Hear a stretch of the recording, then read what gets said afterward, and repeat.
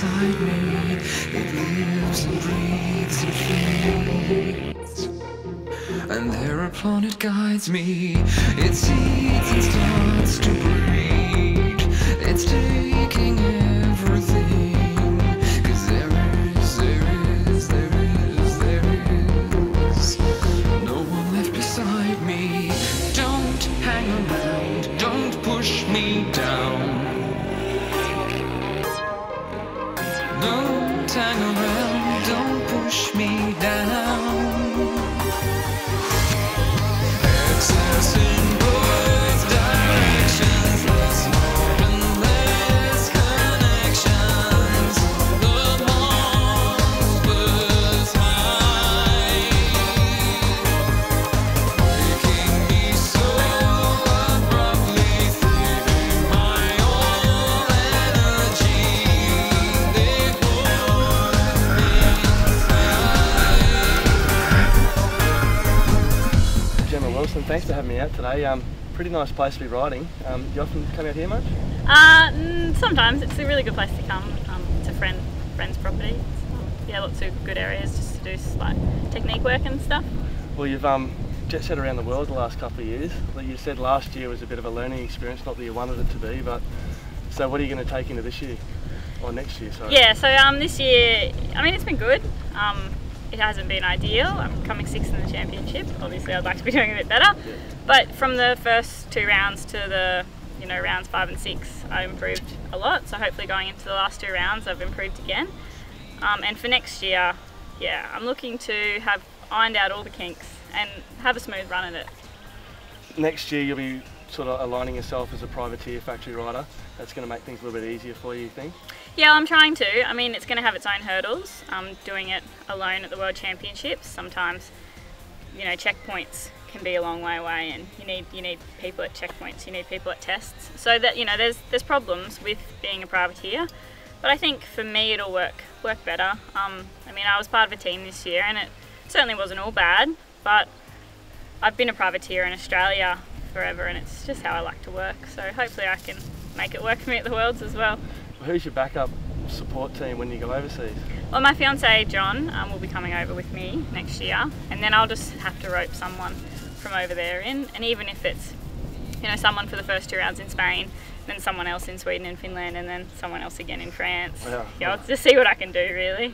Yeah, I think a lot of Australians find travelling a little bit sort of a big experience. How's it been for you with the languages and eating the different foods and frog's legs and all that sort of thing? I haven't had frog's legs. I've had snails though. No, it's an adventure, and it's just part of it. I think the first time I jumped on a plane last year and went over and raced Spain and Portugal by myself. I didn't know anyone. Never met the team. It was a Greek team. It was crazy. It was.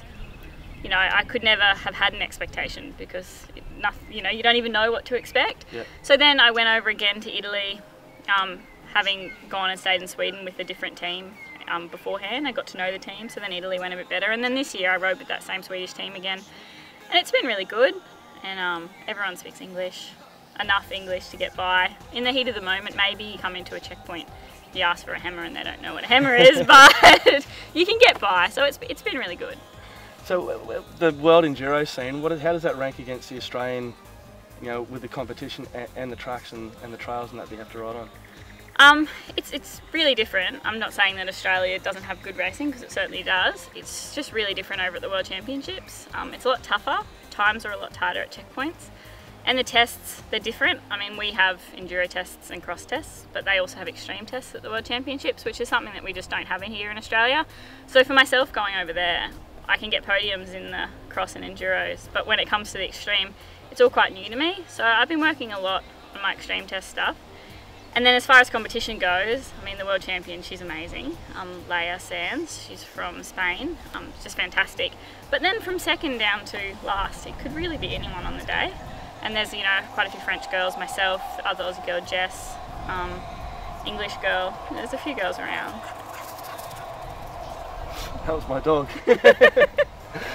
So Yamaha helping you out a fair bit. You want to stay with Yamaha next year. And who are the people that have been helping you around to get around the world? Yeah, well, I've been with Yamaha here in Australia my whole career, really. I've done 7 Australian 4-day Enduros on a Yamaha in 2 6-days. I have been racing a different colour over at the World Championships, not because I wanted to, it was just the only option I sort of had, and Yamaha here said, we don't really care what you do over there, so that was fine. But for next year, I mean, I want to stay with Yamaha everywhere. I want to stay with Force, Sparkbuster, you know, all the sponsors and the great companies that help me here in Australia. I want to promote them over at the Worlds as well.